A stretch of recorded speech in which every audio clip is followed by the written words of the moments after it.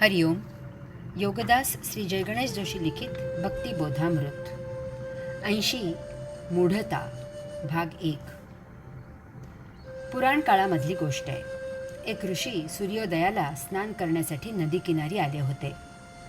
त्यांनी पाहिले की तेथे एक कुत्री विव्हळत पिल्लाला जन्म देत होती.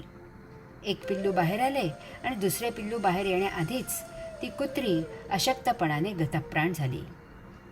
ऋषी त्याला घेऊन झोपडीत आले. अपत्याप्रमाणे त्या पिल्लाचा ऋषींनी सांभाळ केला.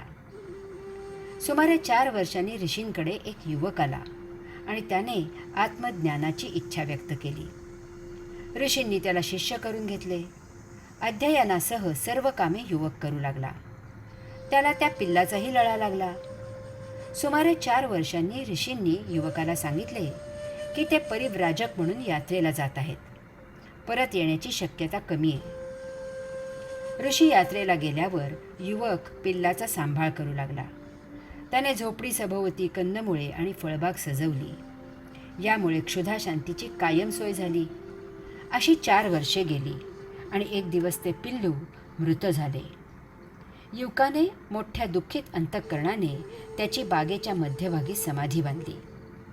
युवक दररोज समाधीला फुले वाहून पिल्लाची आठवण काढत डोळे मिटून थोडा वेळ तेथे बसू लागला. एक दिवस युवकाने डोळे उघडले तर त्याच्या शेजारी हरिओम.